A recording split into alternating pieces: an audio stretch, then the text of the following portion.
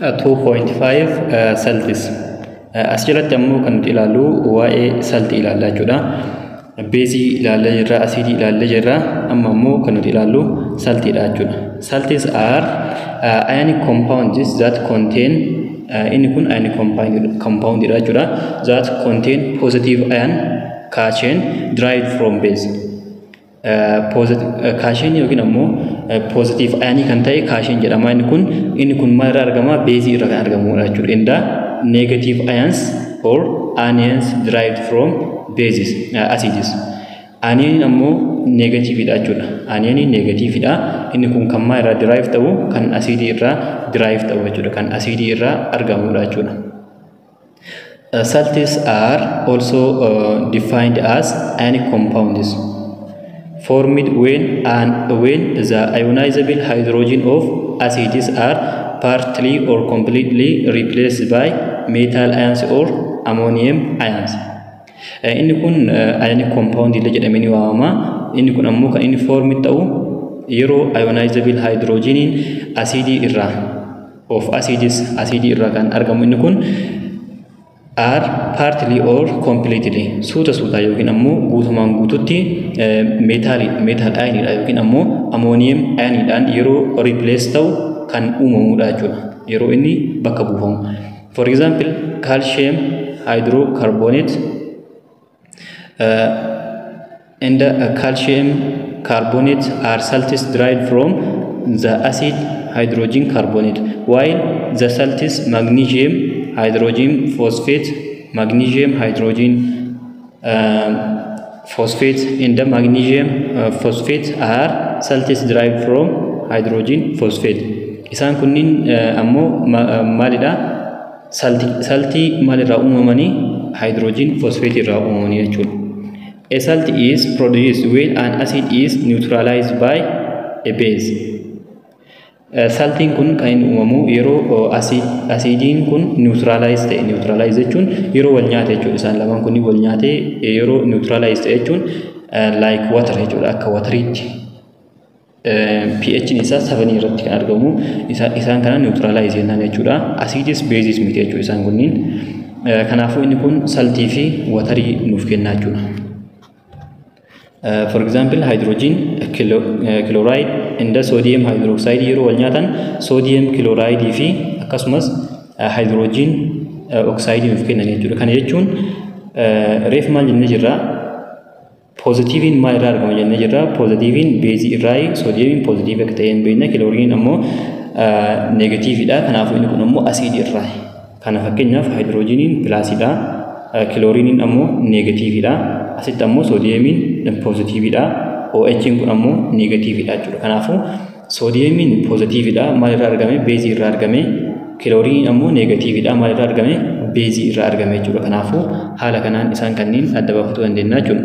Some common examples of salts are sodium chloride, calcium carbonate, sodium chloride, calcium carbonate and potassium nitrate, copper sulfate. Isaan kunniin example maaliiti? Example saltiiti jechuudha.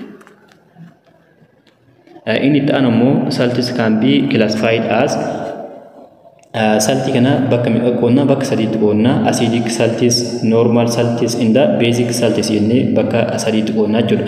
Acidic salt inni jennuun kun these are salts in which not all of the hydrogen ions in an acid have been replaced by metal ions or ammonium ions.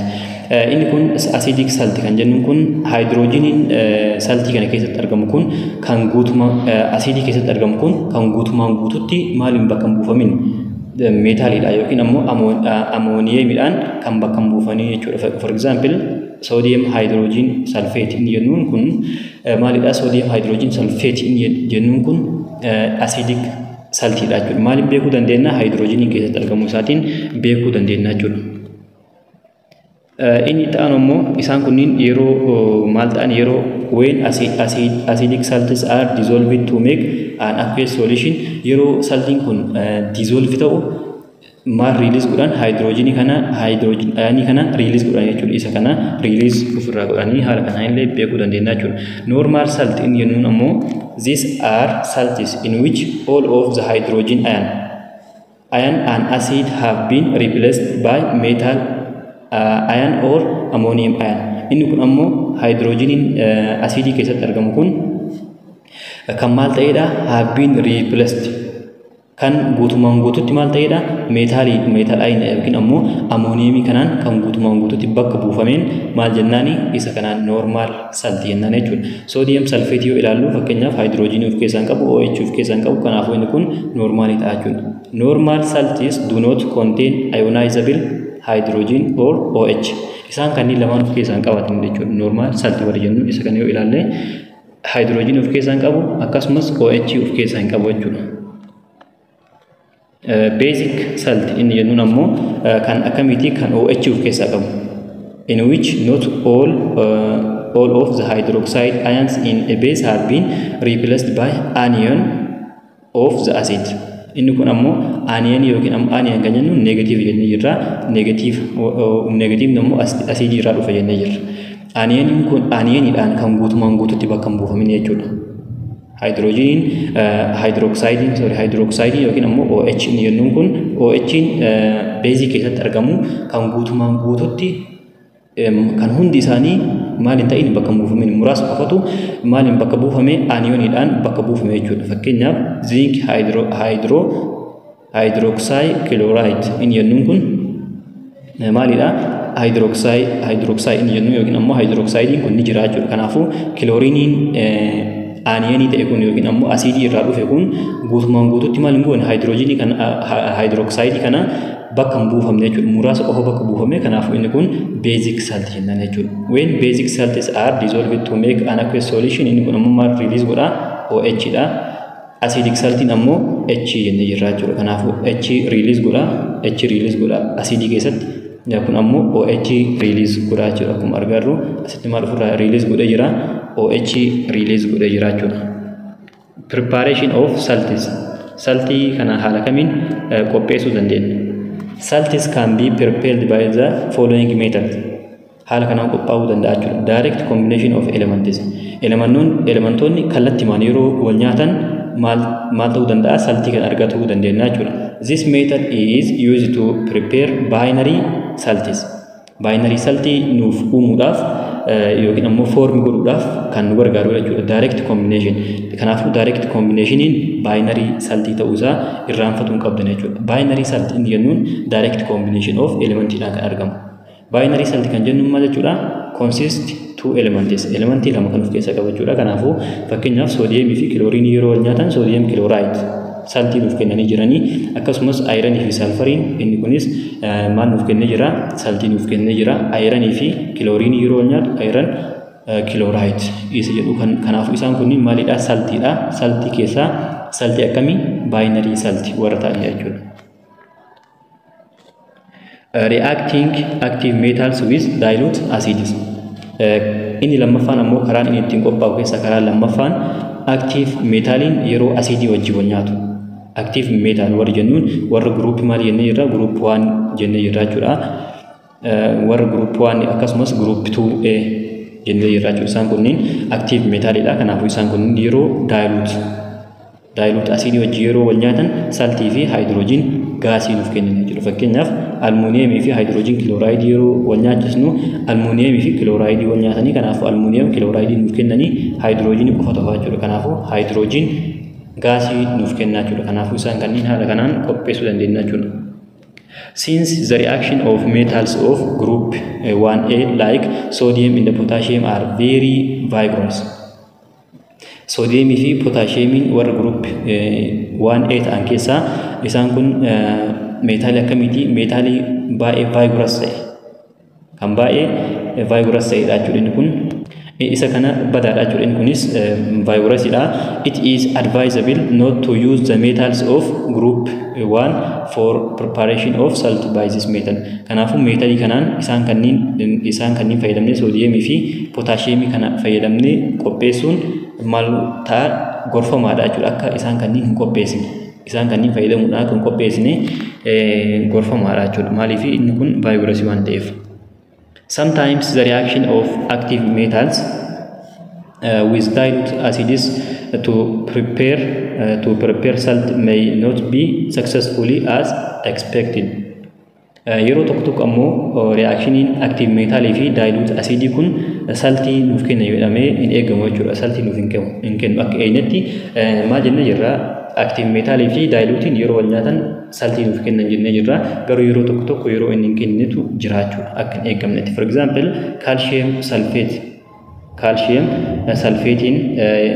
sulfate is only sparingly soluble in water. Inni kun maal keessatti qofa kan inni bulbulamu watarii keessatti qofa sparingly soluble in water. Sparingly haala ta'een kan inni watarii keessatti bulbulamu jechuudha. So in the reaction with dilute sulfuric acid, calcium tends to become coated with calcium sulfate, which inhibits the reaction from proceeding. Sadaffaa irratti ammoo reacting metal oxide with acids. Metal oxide acidii wajjin yeroo wal nyaachisnu ammas maal argachuu dandeenya? Saltii argachuu dandeenya jechuudha. Inni kun maal jedhama? By neutralizing basic oxide with dilute acid. Basic maal godhuudhaan? Neutralize godhuudhaan. Maal wajjin? Dilute acidii wajjin. Dilute acid kan jennu maal isin jedha jira? Dilute acid kan jennu kan bishaan itti baay'ate jechuudha. Acidii bishaan guddaa qabuun dilute acid jennaani. Kanaafuu metal oxide fi dilute acidiin salt plus watarii nuuf kennan jechuudha. Fakkeenyaaf calcium hydroxidein metal oxideidha. Inni kun ammoo dilute acidiidha. Kanaafuu yeroo wal nyaatan calcium chloridein waliin kanaafuu kan hafe hydrogen lamaa fi oxygeniin waliin maal uumanii watarii uuman jechuudha. Akkasumas copper oxide fi sulfuric acidiin kun yeroo wal nyaatan ammas copperii fi sulfuriin yeroo wal nyaatan sulfatiin kun yeroo wal nyaatan copper sulfatiin nuuf uumanii inni hafe ammoo watarii nuuf kennaa jechuudha. Akkasuma kan zinkiitis haaluma saniin maal nuuf kenna? Saltii fi watarii nuuf kennaa jechuudha. Afuraffaa irratti ammoo reacting metal hydroxide with dilute acids. Ammas maal godhuudha? Metallic hydroxide ni jennuun beeziidha jechuudha. Yeroo baay'ee beeziidha. Yeroo tokko tokko asidii yeroo inni ta'ullee ni jira. Metal hydroxide maal wajjin wal nyaachisuudhaan? Dilute acidii wajjin wal nyaachisuudhaan jechuudha. Kanaafuu isaan kunniin yeroo wal nyaatan maal nuuf kenna? This reaction is commonly called neutralization. Inni kun neutralization jedhama jechuudha. Asidii fi maal yeroo wal nyaachisnu? Beezii yeroo wal nyaachisnu maal jedhama? Neutralization jedhama jechuudha. Kanaafuu isa kana yeroo darbe keessallee ilaalaa jirra waan ta'eef metal hydroxide fi dilute acidii yeroo wal nyaachisnu saltii fi watarii nuuf kenna jechuudha. Kanaafuu sodium hydroxide plus hydrogen chloride maal nuuf kenna? Sodium fi chlorine yeroo wal nyaatan sodium chlorideedha. Asitti watariin tokko hydrogen tokko ni jira, as tokko ni jira. Kanaafuu hydrogen 2dha, oxygen takka ni jirti. Kanaafuu walirratti watarii nuuf kenna jechuudha. Shanaffaa irratti ammoo reacting metal carbonates or hydrogen carbonates with dilute acids. Inni kun ammoo maal nuuf kenna?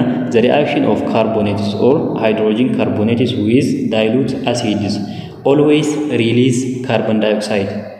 Carbon dioxide maal godha? Release godha jechuudha. Along with the formation of salt in the water. Saltii fi watarii uumuudhaan ammas maal release godha? Carbon dioxide release godha jechuudha. Isaan ilaalle kunniin saltii fi watarii qofa kan nuuf kennanii, inni kun ammoo saltii fi watarii illee nuuf kenna, akkasumas carbon dioxide illee nuuf kenna jechuudha. Fakkeenyaaf magnesium carbonate fi sulfuric acid kana yeroo wal nyaachisnu maal ta'a? Magnesium fi sulfatiin kun yeroo wal nyaatan magnesium sulfateedha.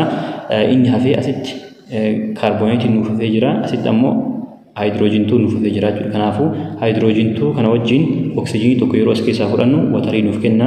Kanaafuu asitti carbonate tokkoo fi oxygen lama hafee jira waan ta'eef carbon dioxide nuuf kenna jechuudha. Akkasumas isa kanas yoo kan ilaallu taate sodium carbonate fi hydrogen nitrate kana yeroo wal nyaachisnu sodium fi nitrate kun yeroo wal nyaatan sodium nitrate nuuf kennanii, akkasuma inni nuuf hafe ammoo hydrogen lama asitti hafee jira. Oxygen tokko yeroo as keessaa fudhannu watarii nuuf kenna jechuudha. Kan asitti hafe ammoo oxygen tokko as keessaa ba'ee jira waan ta'eef carbon dioxide tu nuuf hafaa jechuudha. Kanaafuu haala kanaan isaan kanneen ilaallee adda baafachuu dandeenya jechuudha. Double decomposition reaction. double displacement reaction or double decomposition reaction jennuun ammoo in this method two different soluble salts saltiin soluble ta'e kan bulbulamu lama yeroo maal ta'u yeroo wal nyaatu react to form a soluble and an insoluble salt. Inni kun ammoo maal nuuf kenna saltiiwwan lama kan soluble ta'an yeroo wal nyaatan soluble saltii fi insoluble saltii nuuf kennan jechuudha. Kanaafuu karaan jaaffaan isa ittiin qopheessinu isa kanaan qopheessuu dandeenya jechuudha. It may be noted that each method of preparing salts cannot be used to make every salt. Yeroo isa kana qopheessu kanatti meetadiiwwan kunniin hundi isaaniitu yeroo mara saltii nuuf kennan jennee hin eegnu jechuudha. Yeroo tokko yeroo itti nuuf hin kennine jira. That is different methods may be used to make different salts. Kanaafuu sababni nuti different methodii kana fayyadamnuuf metodiiwwan yookiin ammoo karaa ittiin qopheessinu kana maloota ittiin qopheessinu kana hedduuwwan nuti fayyadamnuuf sababa yeroo mara metodiin tokko nuuf wantoota kana mara yookiin ammoo every saltii yookiin ammoo saltii mara nuuf qopheessuu waan hin dandeenyeef sababa kanaaf different methodidha jechuudha kan nuti fayyadamnu. Properties of salts. Amaloota saltii. Salts can be classified depend on the anion or negative ion they possess because the anion is partly responsible for the solubility of salts. Saltiin kun kan inni classified ta'u maal irratti hundaa'uudhaan aniyonii yookiin ammoo negative ion irratti hundaa'uudhaan jechuudha.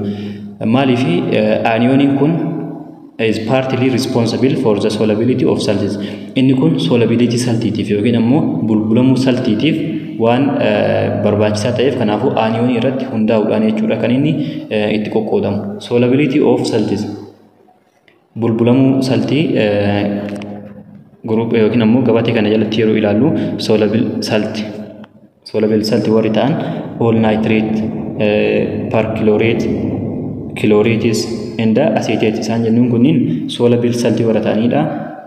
Maal malitti no exception isaan kunniin exception hin qaban jechuudha. Malitti isaan jennu yookiin ammoo kanaan malitti isa jennuun hin qabne jechuudha. Most halite isaan jenniin ammas saltiidha jechuudha. Those containing HGPB isaan kanniin warra qabanii malitti jechuudha. Isaan warra kanniin qaban warreen kanniin of keessaa qaban maal hin ta'an insoluble saltii ta'an jechuudha. Soluble saltii osoo hin taane insoluble saltii ta'an jechuudha.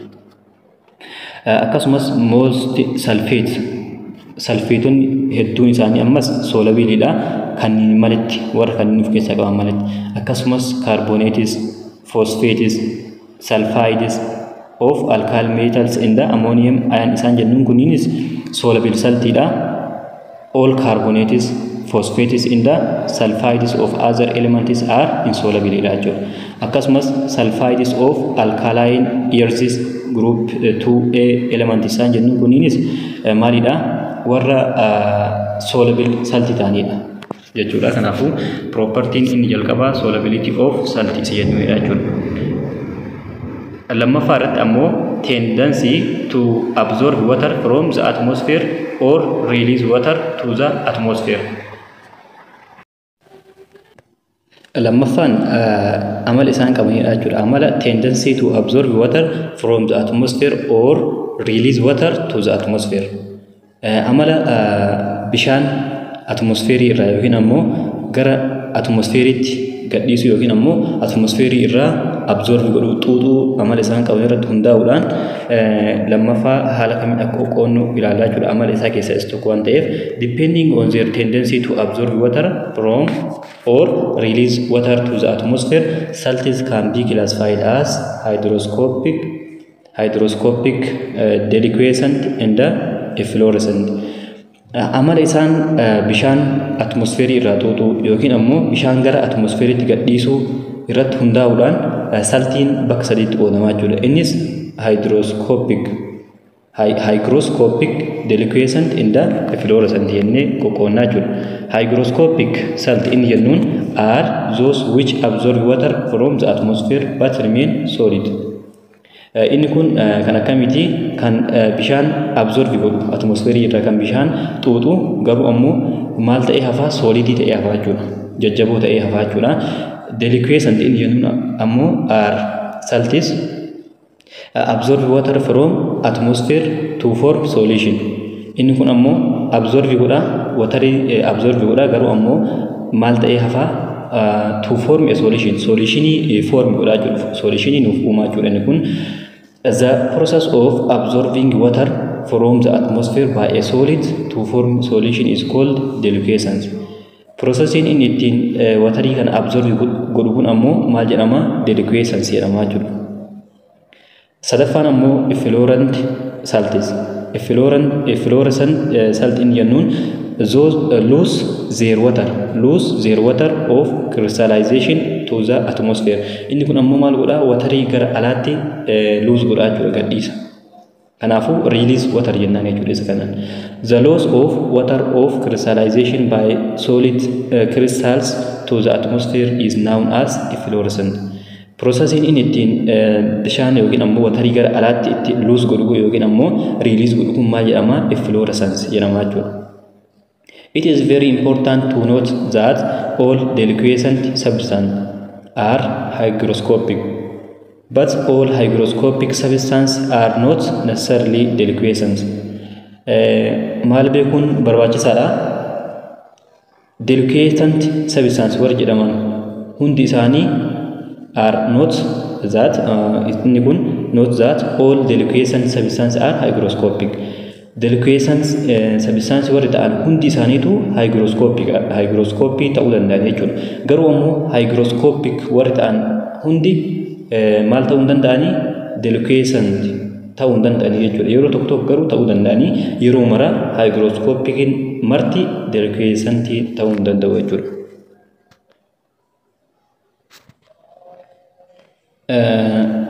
Teebilii kana yoo kan ilaalu taate ammoo deliquescent warri jedhaman kan akka maaliiti? Calcium chloride, sodium nitrate, iron chloride, magnesium chloride, lithium nitrate inda sodium nitrate isaan jedhaman kunniin warra deliquescent ta'anidha. Hygroscopic warri ta'an ammoo copper sulfate isa kana fudhachuu dandeenya jechuudha akka example-itti. Efflorescent warri ta'an ammoo warri release godhan waterii gara alaatti warri release godhan warri lose godhan kun kan akka kamiiti? Hydrated sodium carbonate isaan kanniin jechuudha. Kanaafuu example isaa kanniin haala kanaan qabachuu dandeettan jechuudha. Sadaffaa irratti ammoo aqueous solution of soluble salts are good conductor of electricity because they release mobile positive and the negative ion in solution.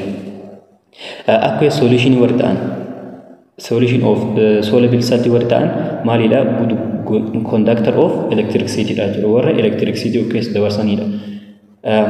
Sababa maaliiti? Sababa isaan kunniin release waan godhaniif positive fi akkasumas negative ion in solution keessatti waan release godhaniif sababa kanaaf isaan kunniin conductor of electricity jennaan jechuudha. Akkasumas maal hubachuu dandeenya? Asiidiin aqueous solution keessatti maalidha? Inni kunis conductor of electricity dha. Baseries akkasuma electricity dabarsuu danda'a. Akkasuma asiidiinis saltiinis dabarsuu danda'a jechuudha. Kanaafuu isa kana haala kanaan hubachuu dandeettan jechuudha. Kanaafuu sodium nitrate kana yoo ilaallu inni kun positive dha kan inni release godhaaru, inni kun ammoo negative dha jechuudha. Kanaafuu sababa kanaaf isa kanaan conductor of electricity jechuu hin dandeenya jechuudha. Thermal stability of salts. Inni afuraffaan thermal stability of salts dha. When different salts containing the same anion jechuun negative jennee jirra, are heated, they may not show similar behavior. Yeroo saltiin garaagaraa kan maal of keessaa qaban? The same anion yookiin ammoo negative wal fakkaataa anion jechuun kan maal irraa dhufu jennee jirra? Kan asiidii irraa dhufu jennee jirra jechuudha, negative waan ta'eef. Kanaafuu yeroo isaan kunniin aniyoonii wal fakkaataa kan qaban kun yeroo heat ta'an yeroo ho'anitti amala garaagaraa mul'isuu danda'an jechuudha. Wal fakkaataa amala isaanii kana behavior isaanii kun wal fakkaataa ta'uu dhabuu danda'a. Kanaafuu garaagara qabaachuu danda'an jechuudha behavior. Some salts are thermally stable while others undergo decomposition. Saltiin muraasni maali ayo ilaalu yeroo thermal inni jennuun kun ho'a jechuudha. Thermal inni jennuun kun ho'a yeroo ho'isnu stable ta'an warra dhaabbataa ta'anidha jechuudha. Garii isaanii ammoo decomposition yookiin ammoo addaan diddiigamuu gaggeessanii jechuudha. The following examples illustrate this fact. Example kana mee ilaalu. Thermal decomposition of carbonates. Thermal decomposition of carbonates. Carbonate ho'an decomposed an. Carbonates are salts containing a carbonate as an anion. Carbonates inni jennuun kunniin saltii akkamiti? Saltii carbonate of keessaa qaban akka anionitti. Kana jechuun kan maal irraa argatan jechuudha? Kan asidii irraa argatan jechuudha carbonate kana. Carbonates of group 2A and the most transition metals decompose on heating to give the metal oxide in the carbon dioxide. Carbonate group 2A irraa argamu akkasumas transitional elementoota ce'umsaa jechuudha. Sibiilota ce'umsaa irraa warri argaman kun metal decompose on heating to give maal ta'a yeroo heat goonutti decompose ta'a jechuudha. Maal nuuf kennuuf? Metal oxide fi akkasumas carbon dioxide nuuf kennuudhaaf decompose ta'a jechuudha. Magnesium carbonate yoo ilaalu taate heatidhaan yeroo decompose goonu magnesium oxide fi carbon dioxide nuuf kenna. Akkasumas copper carbonatenis copper oxide fi carbon dioxide nuuf kenna jechuudha. However, carbonates of sodium and the potassium are not decomposed by it. Garuu ammoo kaarbooneetiin soodiyeemii fi akkasuma pootaashiyeemii irraa argaman maaliin ta'anii ho'aan gargar hin diigaman jechuudha. Kana jechuun istaabiliidha. Warra istaabil ta'anii jechuudha. Warra dhaabbataa ta'anii isaan kunniin. Lammaffaa irratti ammoo thermal decomposition of nitrate. Nitrates are salts containing nitrate as an anion. Nitrates warra jennuun kunis saltii ta'anii saltii akkamiiti? Nitrate kan of keessaa qaban. Nitratein kun ammoo as an anion akka anionitti akka negatiifaatti kan of keessaa qabanidha jechuudha. Heating nitrates of group 2A and the most transitional metals produce metal oxide, nitrogen dioxide and the oxygen. Nitrate kana yeroo heatii kanaan maal goonu decompose goonu metal oxide nuuf kenna akkasumas nitrogen dioxide fi oxygen nuuf kenna jechuudha. Isaan kanneen yoo kan ilaallu taate nitrate magnesium nitrate kana yeroo decompose goonu magnesium oxide nuuf kenna. Kanaafuu metal oxide dha. Nitrogen dioxide nuuf kennee jira akkasumas oxygen nuuf kennee jira jechuudha. Kanaafuu isaan kanneen yeroo heatidhaan decompose goonu haala kanaan argachuu dandeenya jechuudha. Nitrates of sodium and the potassium decompose on heating to give nitrate in the oxygen gas.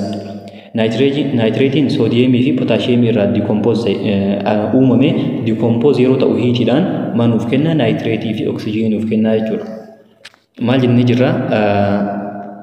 Isa kana keessatti carbonates of sodium fi potassium garuu decompose hin ta'u jennee jirra jechuudha.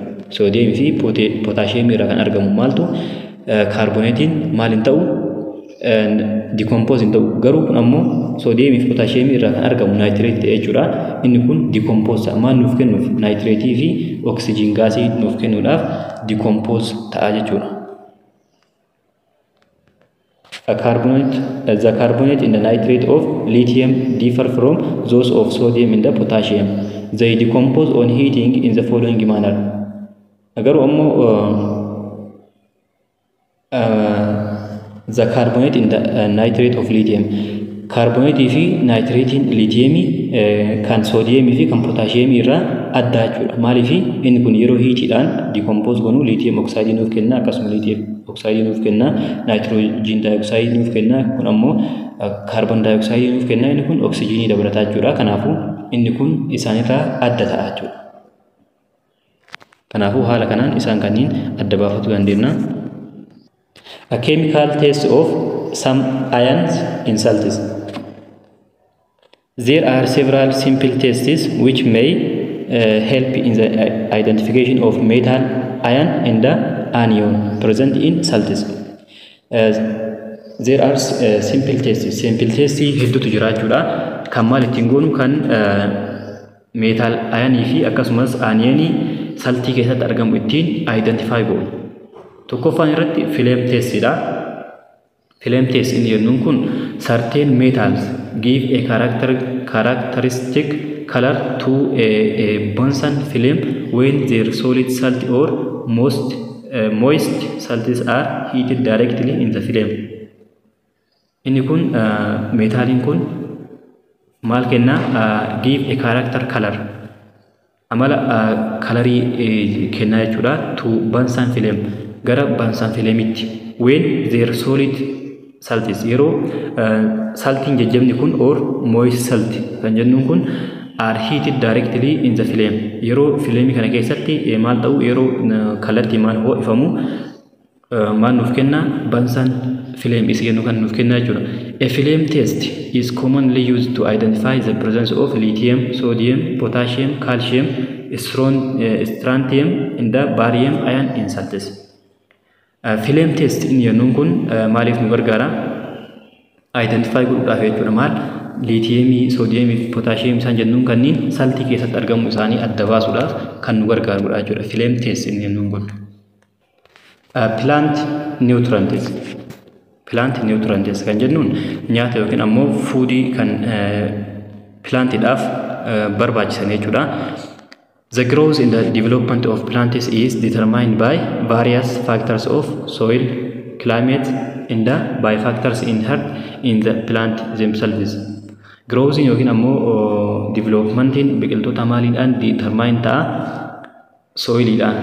Soil gabbina soil saniitiin akkasumas climate jijjiirama climate naannoo san jiruun akkasumas factoryuwwan plantiiwwan walirraa dhaalaniin maal ta'uu danda'a? Growth fi development isaanii garagara ta'uu danda'a jechuudha. Minerals required by plants for their growth and development are called plant nutrients. Mineraalonni kan biqiltootaan barbaadaman maaliif guddinaa fi akkasumas dagaagina isaaniitiif kan barbaadaman maal jedhamanii plant nutrients jedhamanii waamaman jechuudha.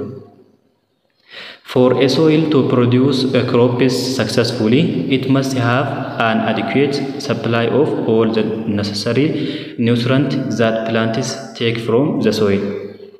Soiliin tokko haala gaariin maal nuuf kennuudhaaf crop nuuf kennuudhaaf crop yookiin ammoo oomisha gaarii nuuf kennuudhaaf maal ta'uu qaba?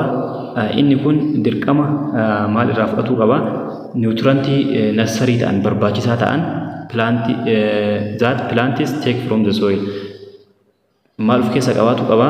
Biyyeen sun plantii yookiin plant nutrient yookiin ammoo nutrientii plantii kanaaf barbaachisaa ta'e of keessa qabaatu qaba jechuudha. Kanaafuu plant nutrientii kana yookiin ammoo plant nutrientii kana bakka lamatti qoonnaa gabaabumatti yookiin al taate innis macronutrientii fi micronutrientii jennee qoonnaa jechuudha. Macronutrients warri jennuun are the elements required in relatively large amount of plants. These are nitrogen, phosphorus, potassium, calcium, magnesium, sulfur, carbon, hydrogen, and oxygen. Macronutrients warri jennuun kan hedduminaan biqiltootaan barbaadaman isaan kunniin macronutrient jedhamu jechuudha. Isaan kunniinis elementoota kanniini elementoota akkamiiti? Elementoota akka nitrogenii, phosphorusii kanneen maal jennaani macronutrient jennaan jechuudha. Micronutrients isaan jennuun ammoo are the elements required by plants in relatively small or trace amounts. Micronutrient warri jennuun ammoo kan hamma xiqqaa ta'een small ta'een yookiin ammoo trace ta'een kan barbaadamanidha jechuudha biqiltootaan. Isaan kunniin ammoo kan akka ayiranii, koobaltii, ziinkii, maagneeziyemii, molibdeemii akkasumas koopparii fi booroonii inda kilooriinidha jechuudha. The elements carbon, hydrogen and oxygen are obtained by plants from air in the water. Elementoonni kan akka kaarbanii, hydrogenii fi oksijiinii biqiltoonni eessaa argatanii? From air in the water. Qilleensaa fi akkasuma bishaan keessaa argatan jechuudha. These are not considered as mineral nutrients. Isaan kun maal jedhamanii waamaman? Mineral nutrients jedhamanii waamaman jechuudha. Mineral nutrient kan jennuun kan lafa jala argaman yeroo baay'ee isaan sanniin mineral nutrient jennaani nitrogen, phosphorus and potassium are said to be primary mineral nutrients. Isaan sadan kunniin maal jedhamanii waamanii? Mineral nutrient warra prime ta'an jechuudha. Primary mineral nutrient warra jedhamanidha jechuudha. faayidaawwan isaanii ammoo as keessatti ibsamanii jiran jechuudha. Nitrogen is a very important plant nutrient. Inni kun very important warra ta'anidha jechuudha. Plant nutrient keessaa nitrogeniin baay'ee barbaachisaadha. It is absorbed by plants in the form of nitrate ion. Inni kun bifa kamiin kan inni biqiltootaan absorb ta'u bifa nitrate ionitiin jechuudha nitrogeniin. In the growth and the development of plants, nitrogen is utilized in the synthesis of ammonium acid, proton, coenzymes, and the nucleic acid. Inni kun growth fi akkasumas development plant keessatti nitrogeniin kun akkamitti fayyada? In the synthesis of ammonium acid. Ammonium acid kana synthesize godhuudhaaf akkasumas protein fi coenzyme kana and the nucleic acid kana maal godhuudhaaf synthesis godhuudhaaf kan nu gargaarudha jechuudha. Phosphorus inni jennuun kun ammoo is an important element without which the growth in the plant is impossible. Phosphorus kun ammoo inni kunis baay'ee barbaachisaadha jechuudha. Isa kanaan maletti yoo inni kun keessa hin jiraanne maal hin ta'u biqilaan tokko yookiin pilaantiin tokko guddachuu hin danda'u jechuudha. Impossible. Akkasuma inni kunis faayidaa hedduu qaba. Isa kan dubbisuu dandeettanii. Potassium inni jennuun ammoo is absorbed by plants in the form of potassium ion jechuudha. Potassium inni jennuun kun bifa kamiini kan inni biqiltootaan barbaadamu kan inni biqiltootaan absorb ta'u bifa potassium ionitiin jechuudha kan inni ittiin qophaa'u.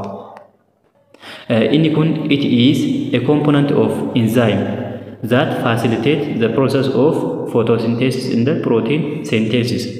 Inni kun komponentii enzyme jechuudha. Komponentii enzyme ta'ee kan prosesii photosynthesis akkasumas protein synthesis facilitate godhuudhaaf nu gargaarudha jechuudha. Biqiltoota gargaarudha. Potassium inni jennuun kuni it also adjust stomata movement. Akkasumas inni kun stomata movement illee adjust godhuudhaaf kan nu gargaarudha jechuudha. Stomata inni jennuun kun stoma inni jennuun kun biqiltoota keessatti argama. Maaliidhaaf exchange of gaasiidhaaf gargaaraa jechuudha. Bakka exchange of gaasiin itti gaggeeffamanidha jechuudha. It is the most important ion in controlling the turgidity of plant cells. It increases is the solute solution sap concentration within the cells, which leads to the increase in the amount of water that enters the cells osmotically. Kanaafuu isaan sadan kunniin faayidaan isaan qaban isa kana fakkaata jechuudha. Kanaafuu isaan kanneen faayidaa isaanii kana haala kanaan dubbiftanii adda baasuu dandeettanii jechuudha. Fertilizers inni jennuun kun maalidha? Xaa'oo isa jennuun sadiidha jechuudha. During the growth and the development of plants, the plants consume the essential nutrients from the soil. Guddinaa fi dagaagina biqiltoota kana keessatti pilaantiin essential nutrients eenyurraa argata? Soilii irraa argata jechuudha. Akkasuma fertilizers isa jennuun kana bakka lamatti qoodna. Fertilizers are materials that added to soil to increase the growth, yield, or nutrient values of crops. Inni kun guddina wanta nu dhaabsanii yookiin ammoo pilaantii sanii akkasumas yookiin ammoo midhaan facaafannee wayii growth godhuudhaaf akkasumas yieldiidhaaf callaa nuti argannu saniif maal kan gargaarudha? Kan increase godhuudha jechuudha isaan kanneen. Fertilizers are usually classified as organic or neutral fertilizers and synthetic or artificial fertilizers. Inni kun bakka lamatti qoodama jennee jirra. Organic fertilizers or natural isa jennuun kan uumamaatii fi akkasumas kan namaan yookiin ammoo artificial namaan hojjetamuun maal jennaan isa kanaan bakka lamatti haala kanaan qooduudhaan ilaaluu dandeenya jechuudha. Fertilizers isa jennuun kanneen. Organic or neutral inni jennuun kun kan maal irraa derive ta'uudha? Kan biqiltootaa fi akkasumas animaalii irraa kan derive ta'uudha jechuudha. Kana jechuun eessa argannaa? Bineensota garagaraa irraa akkasumas biqiltoota irraa, biqiltoota busboosan akkasumas niwutirantii dangii animaalii urine akkasumas substances obtained from the decay bosbosuu garagaraa irraa akkasumas dangi kan jennuun dhoqqee horii ta'uu danda'a jechuudha akkasumas fincaan isaanii ta'uu danda'a kanneen irraa kan argannu kun natural or organic fertilizers jedhama jechuudha.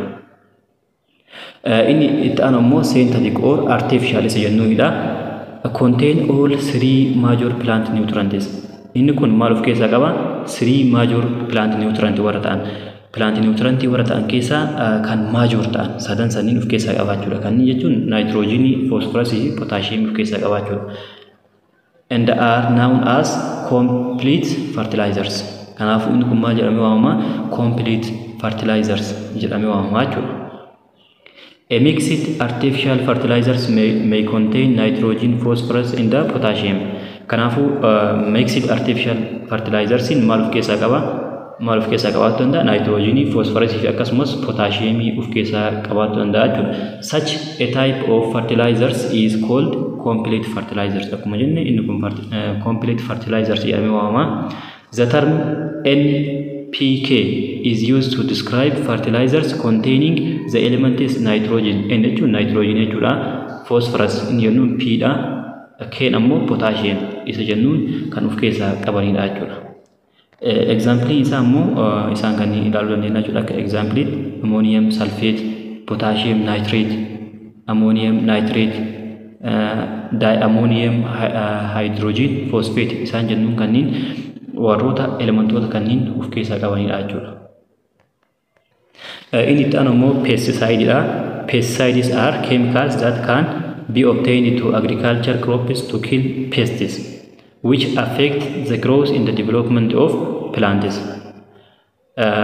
Inni kun pesticides inni jennuun kun farra ilbiisota isaan jennuun sanii jechuudha. Farra ilbiisota isaan jennuun maal ajjeesuudhaaf ilbiisota garagaraa ajjeesuudhaaf jechuudha kan inni gargaaru.